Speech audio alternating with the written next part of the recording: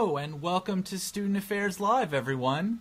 It's your semi-weekly web show about topics that student affairs professionals want to learn more about.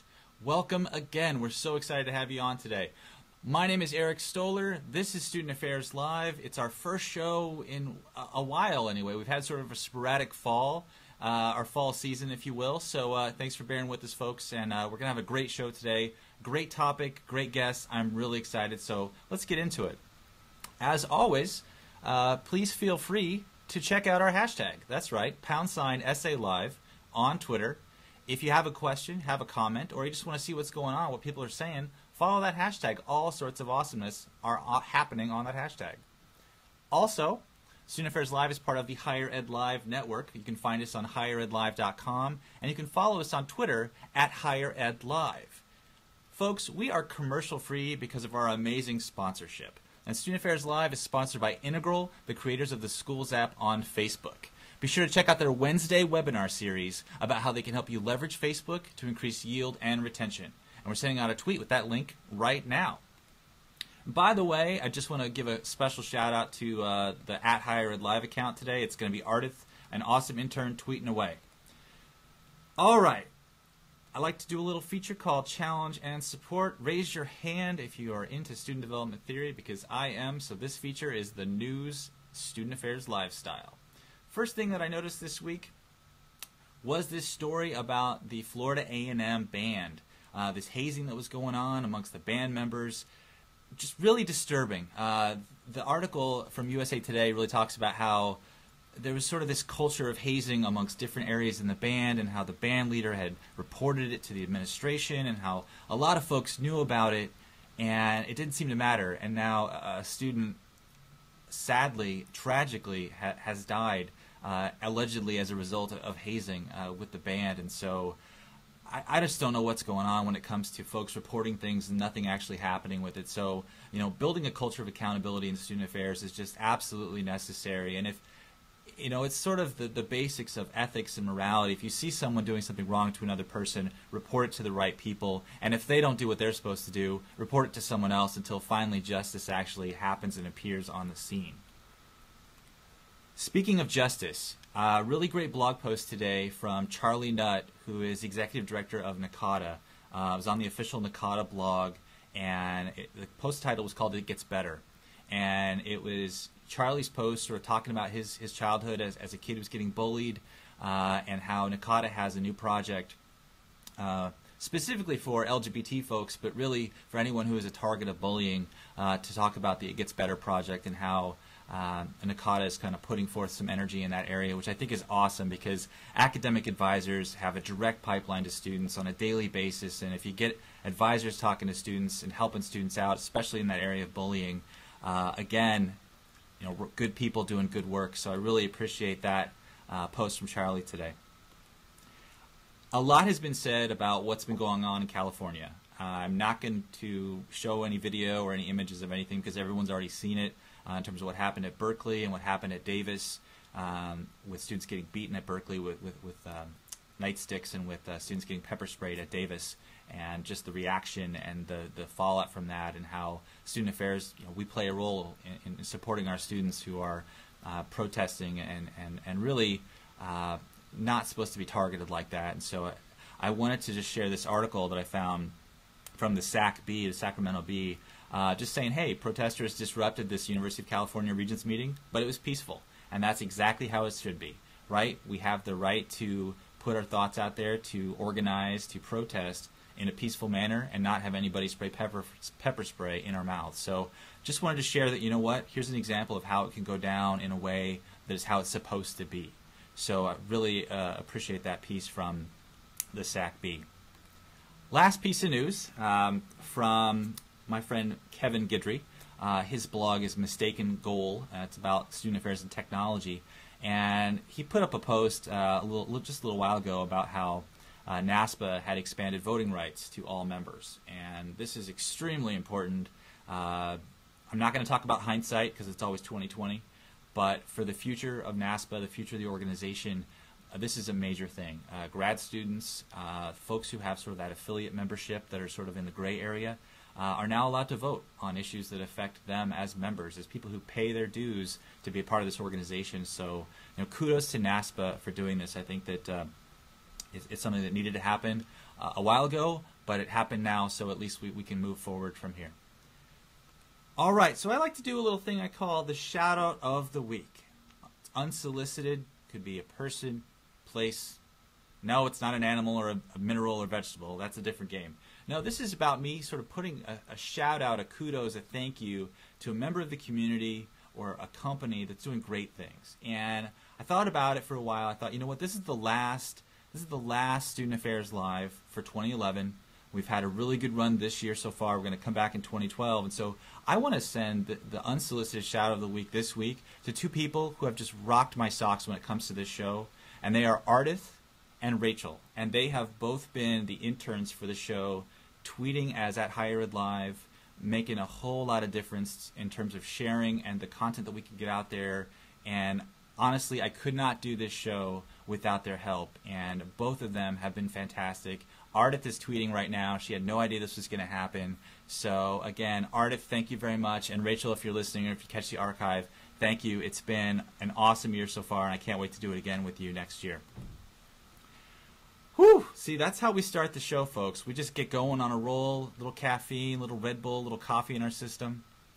So let's talk about who I've got on the show today here, and I'm going to unmute her so that when she's ready to talk, she can come on. So hopefully she's not making any silly noises over here. I would be, I would have some sort of noisemakers. That's just me. All right, folks. So my guest for this show, and she's got a really long bio, so I'm going to just read that here really quickly. And it looks like I got that little flashy thing here on my computer for some reason. So thanks a lot, Skype. We'll try to fix that. Anyway, I'm going to read her bio here because she's awesome, and we'll just fix that Skype thing here in a second. So my guest today on the show is Laura Dean. And Laura Dean is an associate professor in the College Student Affairs Administration program at the University of Georgia. Prior to her current position, she served as the Senior Student Affairs Officer at Pfeiffer University and Peace College in North Carolina. She earned her undergraduate degree in English from Westminster College in Pennsylvania and her graduate degrees in Counselor Education and Student Development in Higher Education, both from UNC Greensboro. Awesome place. She's a member of ACA, ACCA, ACPA, and NASPA. She's also been active in CAS, the Council for the Advancement of Standards in Higher Ed, for 15 years, serving on the Board of Directors, the Executive Committee. She's been a publications editor, and she's currently president of CAS, so she's been very involved with CAS, as you can tell. She's been recognized also with this really cool award from ACPA. It's the ACPA Senior Professional Annuit Coeptus Award. And she also has received another award, it's the American College Counseling Association Professional Leadership Award. She's got a lot of stuff on her mantle, basically. Her research interests include small college issues, assessment, and the use of professional standards. Laura Dean, welcome to Student Affairs Live. Thank you. It's a pleasure to be here. Thanks for putting up with my little green bar. I think it's going to go away here now that you're on the air. Happy to help. I've been referring to you as Keeper of CAS. It's sort of it's a good title, I feel, and I think for some folks who are watching, if they haven't gone through a traditional student affairs or higher education graduate program, they don't necessarily know about CAS. So could you talk about CAS a little bit? Sort of what is CAS today in 2011, and the history of CAS? Sure. CAS is essentially two things. When we talk about CAS, we usually are referring to a set of standards for practice in student affairs areas, but also other areas across higher education. So the standards and guidelines are part of what CAS is, but CAS is also the organization. We're a consensus-based organization of about 42 professional organizations, both generalist and specialty professional organizations from higher education. And so all of those member groups send representatives to the board, and we work together to determine what appropriate standards of practice look like to help people understand how to use them for self-assessment projects and to think about learning outcomes and how to really incorporate those in the work that they do. We end up using language that allows us to look at what is most current and push people, we hope, kind of to the forefront of that. So it looks like we were still having some issues with the broadcast, but I think we're back online now. So I just want to circle back really quickly, Laura, because I think that you mentioned some things that folks really wanted to know, and that was 3 new areas that are coming with CAS, and I'm going to summarize them really quickly, and if you have anything to add, let me know. Sure. So folks, I apologize, technical issues, the internet, what have you, my own ineptitude with the tools. Like I said, it's like flying a helicopter with your hands behind your back. So chatting with Laura, there are 41 functional areas within the CAS standards right now, and 3 more to be added in 2012. And those are, and you said, how about you just list them off really quick? Sure. Transfer Student Services is under development right now, and we hope we'll be ready by spring. Campus Security and Police is another area, definitely will be done this spring. Sexual assault and relationship violence may or may not be done this spring. If not, it should be done in the fall. And one I forgot to mention that's in an earlier stage of development is Campus Media Advisors. Oh, okay. And then Veterans. Veterans was approved last year. Okay. So will that be a total of 4 then, sort of, perhaps in 2012? Within the entire calendar year, yes. Okay. I would say 4 new ones. Which brings the total up to 45. About 45. Yep. Which I like the fact that CAS is evolving and being really relevant, obviously, with large numbers of veterans, large numbers of folks transferring in and out of institutions, with sexual assault programs, nationwide, internationally, there are lots and lots of folks doing really great work. It just seems like the areas, the media advisors is an interesting one. It seems like we don't talk about that as often in student affairs as a functional area. Right. And it just goes to show you the fluidity of our profession. It isn't stagnant. It's not sort of just frozen in stone, which for a document like CAS, I would imagine it has to be a little terrifying.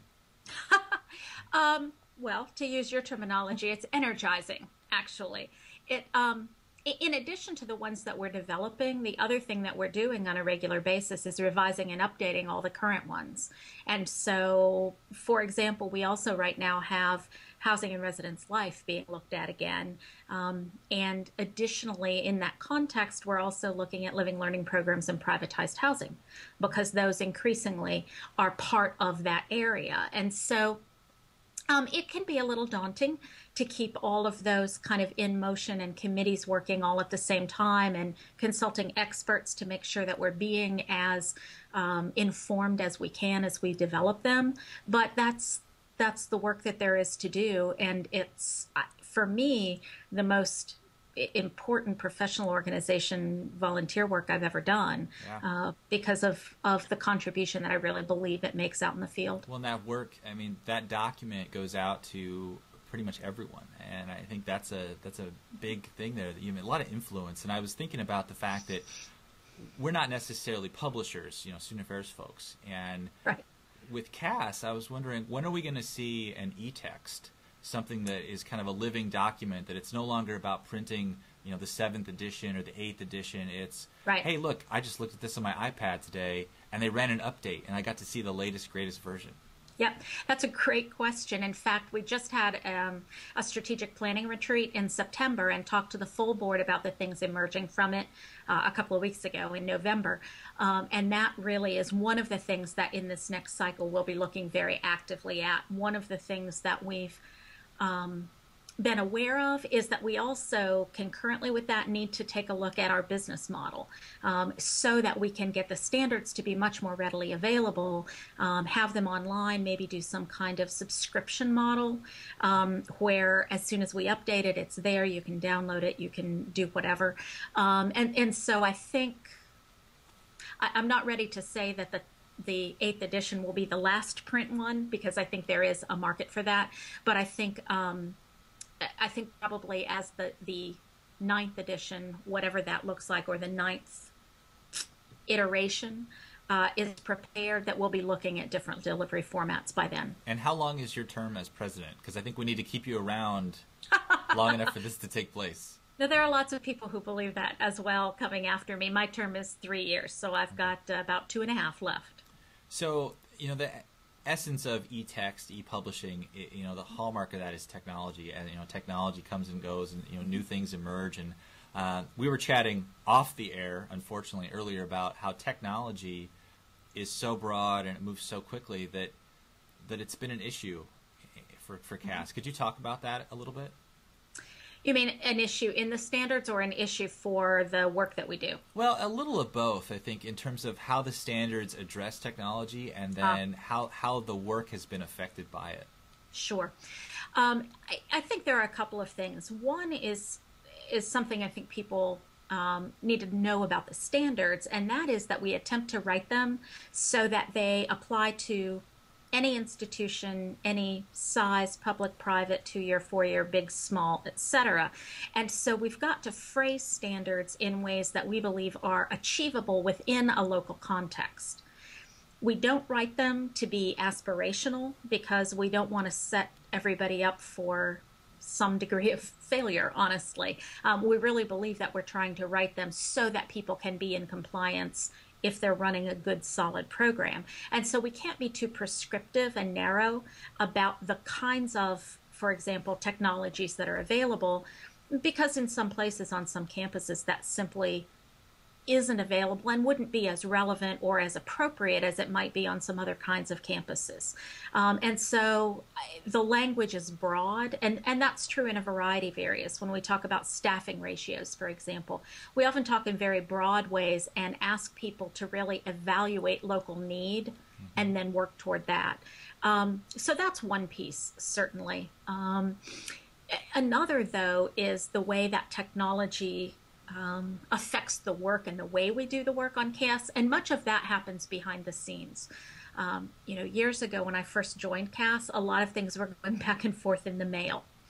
You would get a big packet of paper before the meeting, and then we moved to a lot of email, and you would get emails with huge long attachments that you would need to print out and do things on.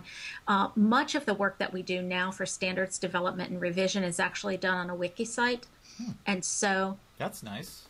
Yeah, it is. So for members of the board, for the experts that are working on it, for people that, are doing work that just need to reference documents, it's all available in the wiki. And so we can work in that environment and really turn things around much faster than we used to be able to because of that. So you have this sort of historical working document that you all can go through. Nice. Exactly. Yeah. So I'm going to put it back on you, though, then a little bit, because Facebook is 7 years old. And the idea of social media, social networking, has been around for a little while now.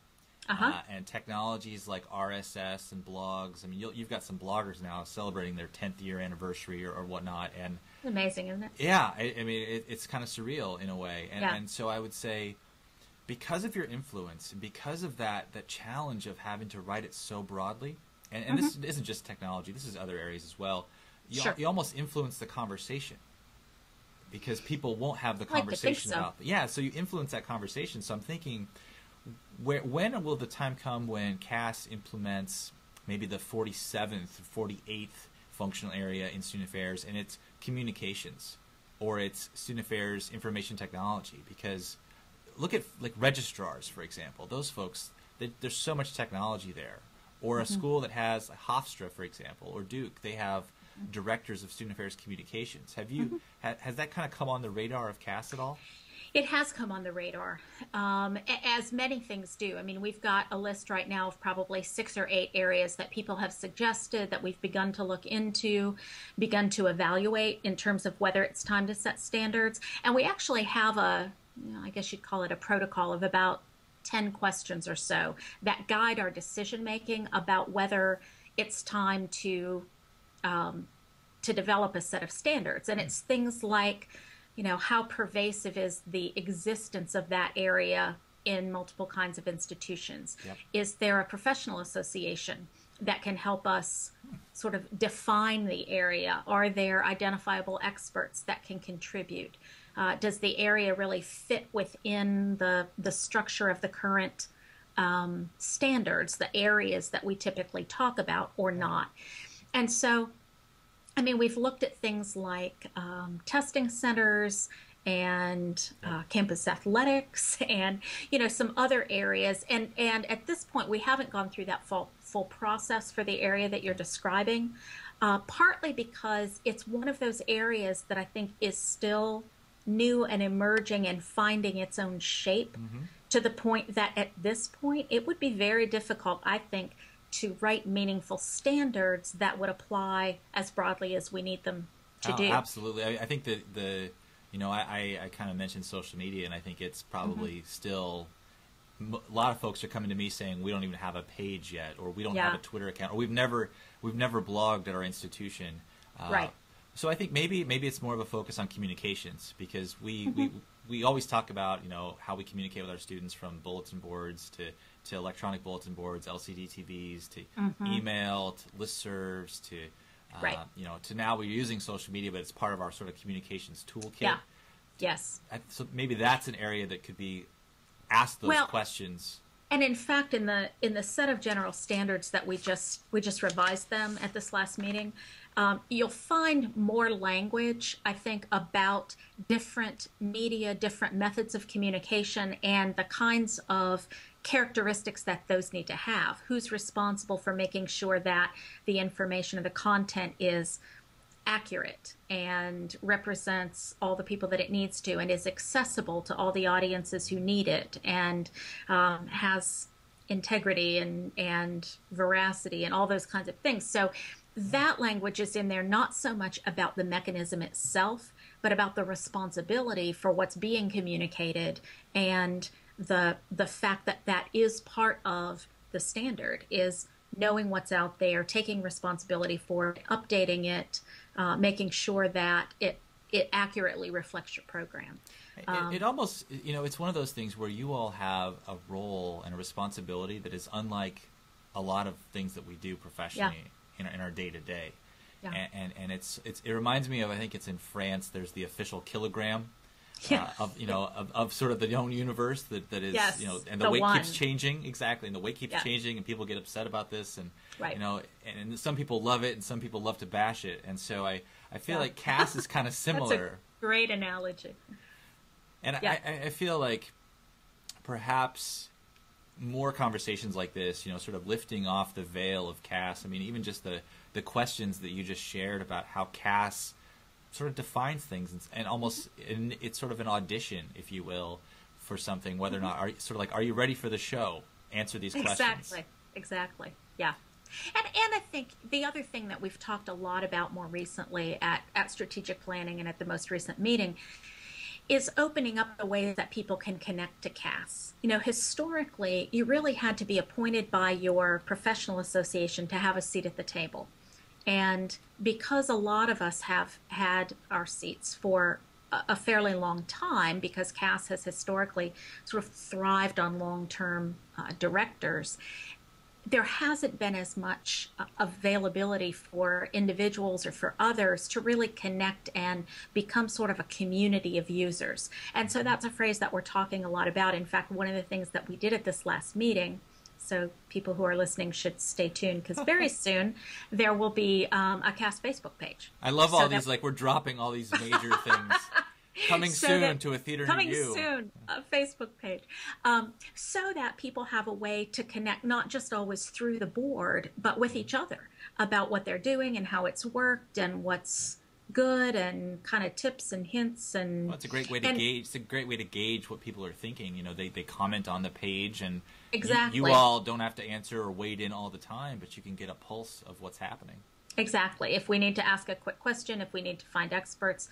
And I think it just will create a way for people to feel more personally connected to this entity in the field. We're not a professional association. We don't perform that function for people, but I think we are a major resource, and we want ways for people to feel more connected to CAS and to each other about CAS. But I think that in conjunction with perhaps you said maybe the 9th edition might be some sort of electronic text, electronic document. Yes. CAS is it seems trying to scramble to get to a place where 2011 feels comfortable with the technologies for communicating outward. That's probably accurate. Yeah. And inward. I mean, there are other smaller things that we've done over time that I think, depending on your need, make a difference. It used to be that if new standards were approved between editions of the book, that was kind of too bad. But now they're available for individual purchase and download from our online store, so you can get your hands on those. it used to be that the self-assessment guides, it was the same problem. There was a huge lag. Now, from the time that we approve a set of standards, it's usually not more than a couple of months until we publish the self-assessment guide. And so technology allows us to move a little more quickly. The other thing we've done, and we'll be doing, I think, more of from a training perspective to help people really know how to use them, on the website now, it's been revised in the last year or so. And thank you for that, by the way. Goodbye, 1997. I know. We kind of came at least into the 21st century. I don't know how far we're in yet, but there is a section where we've loaded a lot of training PowerPoints and videos that people have done. Some keynote speeches from conferences, some things that people have used on their own campuses or at conferences to try to educate people about how to better use them. And we're making those much more readily available through the website than we used to, and hoping that that really allows people to develop their own expertise and really look to the website for access to those kinds of materials. Well, and it makes your website much more relevant. It's not just I went there to purchase the book and I was there maybe once a year, if that. Yeah. We're coming back for new content. There's video. Maybe there's a blog coming down the road. Who knows? There could be. You've got Facebook as well. And I saw some of the videos, and it's nice that they're there. Because I don't think a lot of people know that you all kind of do consulting as a service. We do. Yeah, at this point, it's not a formalized service of CAS per se, although that, again, is one of the things from strategic planning that we're actively looking at. Yeah. But because some of us have done so much work with CAS for so long, we certainly individually do a ton of consulting. We've got people who go on campuses to do sort of validations of self-studies, sort of that external look at it's the what's push, been right? done. It's that you come from off campus. You say the same thing that someone else has been saying on campus, but because you said it, must be true. That's exactly right. It must be true. And so I think, all of those ways that we're trying to, one of the other things we're doing right now is putting together a list of people who are willing to be contacted as consultants in various functional areas or for different purposes. We're publishing that on the website as well. It's convenient, by the way, that the functional areas that I exist in aren't mentioned on the website, so I'm waiting patiently. What would you like to be mentioned? Communications. I would say of all the folks watching right now, if you want assistance in just posing the question of, are we there yet? I think that there are a ton of folks that could get connected with you all to talk about how communications and student affairs, especially that, connecting it to advancement work. We don't do anything really with that, and I think that we've got to start looking at advancement. Maybe that's one of the other areas that people were talking about. It is another one that's come up from time to time. And again, because it exists in so many different configurations on campuses, even in terms of where it's housed. I mean, it's hard to know sort of how to coalesce all of that into a set of standards. But I have no doubt that within a few years, that'll probably be another area because it's coming together and growing that way. Well, I think it's also an interesting aspect how the sense of community that, the CAS wants to create, by really talking, by talking about these areas, you create community every time you almost legitimize a functional area, because you create a space for folks to say this exists, it's legitimate now. Joe Sabato, he's in California, he does student affairs IT. He just tweeted out, "Will IT be a functional area?" And I'm thinking in my head about what you said about how to create a set of standards, it has to sort of be everywhere. Or at least you have to have working examples of small schools, large schools, privates, public schools, etc., and to really showcase it. And I started thinking, well, how does CAS influence our own identity as professionals when we don't see our area represented when we would hope it would be? So there's an interesting nuance there. That's very interesting.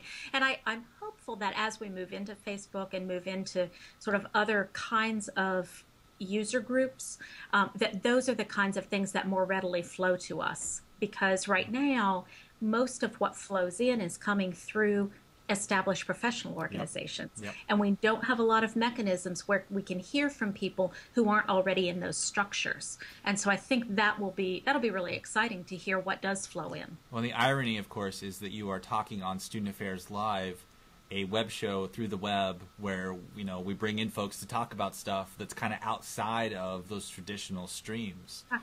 So I love the fact that we're having this conversation. I mean, it's just this is exactly what we want to do. So well, and happily, it's also exactly one of the things that CAS is trying to do. So it was a great opportunity. Well, I think that getting plugged into social media as a way for CAS to sort of figure out what is our community hungry for, right, is going to pay off some serious dividends down the road. Yeah. And even who is our community? I mean, I think we know some things only because we know what associations are members of CAS and we know who buys the products, sort of. But that's about it. And so even for us to have a better sense of who the community of users is and what that group looks like and how we can better serve them. Well, I'm going to throw this idea out there to the folks who are watching. If there's a grad student or two out there who needs some work to do, think of a research project around CAS, surveying CAS. I think that who's using CAS, right? The graduate programs, administrators, how is it being implemented with decision making? That's a rich set of data that I think there's a lot of questions that could be answered through that.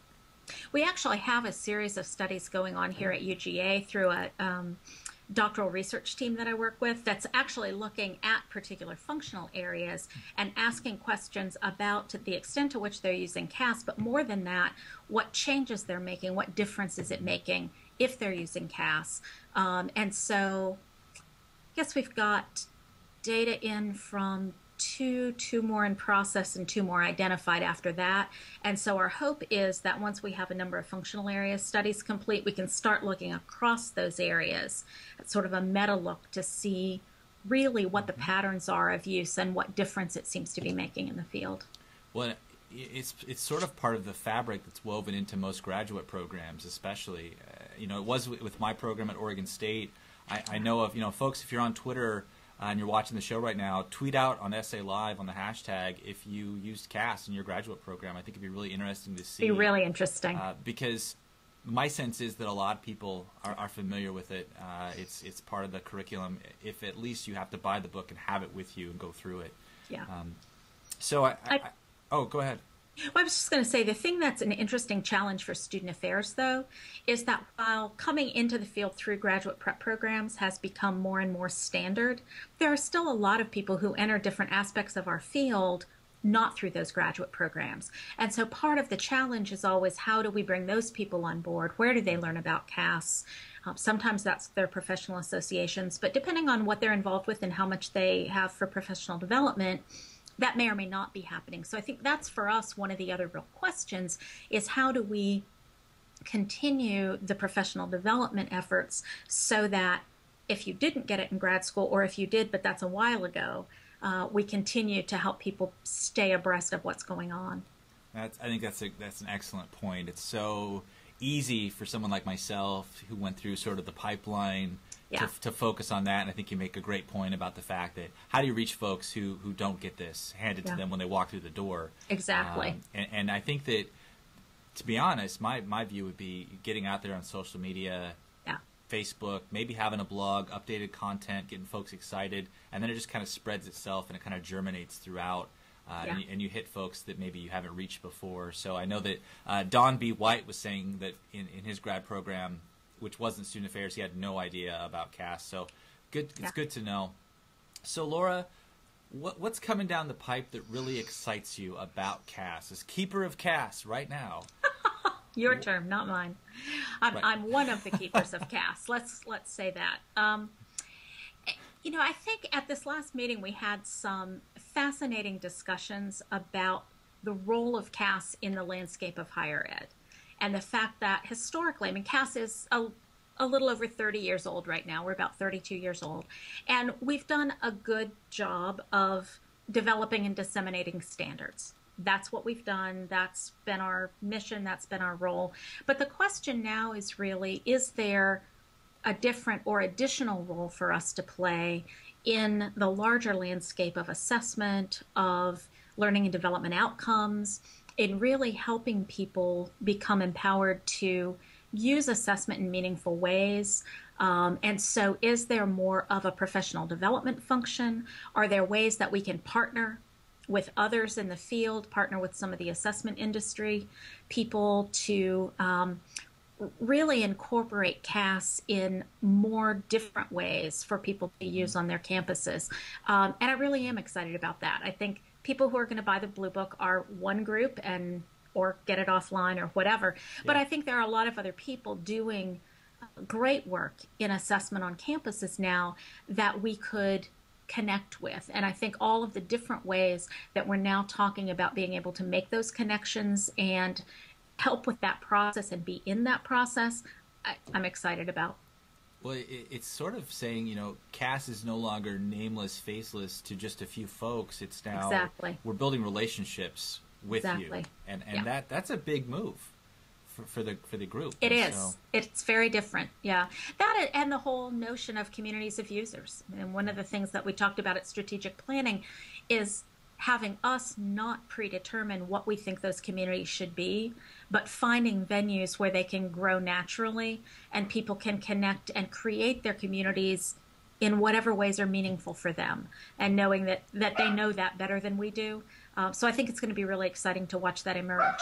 well, I think a great example that comes to mind is the SA Chat hashtag on Twitter. Yes. Literally hundreds, if not thousands, of student affairs professionals have rallied around this hashtag to create community and to network with one another and to share information and resources, and that just happened organically. No one said this has to happen. It just sort of blossomed. Right. You just create the venue and then allow people to use it to fulfill whatever their need is without predetermining for them what it is. Exactly. Yeah. Well, I'm really looking forward to, by the way, people are talking about the puppy in the back barking. I it's was okay. afraid you could hear that. Yeah. No, they'll just keep going. Although one person says giggling at the disembodied doggy barking on SA Live. I had to say that one out loud. That was really good, Emily. So thank you for that.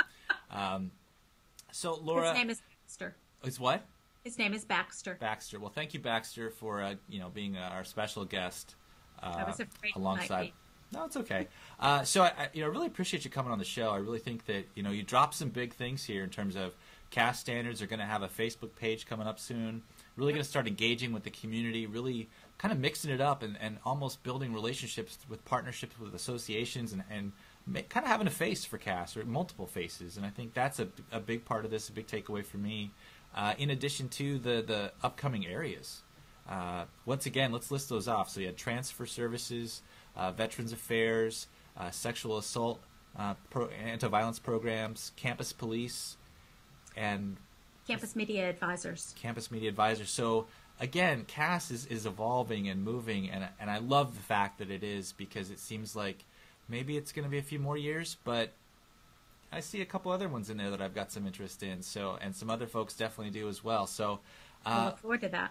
Laura, thank you for coming on the show. It's been an awesome pleasure. And again, we will have you on next year to talk about all the great new things that CAS is doing, because I think this is sort of CAS 1.5. CAS 2.0 Perfect. seems like it's coming next year. I think that's probably right, and I'll look forward to the opportunity to talk to you again. Thanks, Laura. Thank you. All right, folks, that was Laura Dean, who I have identified as the keeper of CAS. Her official title is president of CAS. She works alongside a whole lot of other people to make sure the CAS standards are where they need to be and where they should be and where they're growing and evolving. So some really exciting things coming out of the CAS camp, if you will. Folks, want to give a quick mention here to our sponsor. Student Affairs Live is commercial-free and sponsored by Integral. And Integral, they are the creators of the Schools app on Facebook. Make sure you check out their Wednesday webinar series about how they can help you leverage Facebook to increase yield and retention. So sadly, folks, our year has come to an end. This is our last show for 2011. It has been an awesome run for this year. We will be back in 2012. We're really excited about it. Want to thank Rachel and Ardith again for tweeting us at Higher Ed Live. Have a great December, and we will see you in 2012. Thanks a lot, folks. Take care.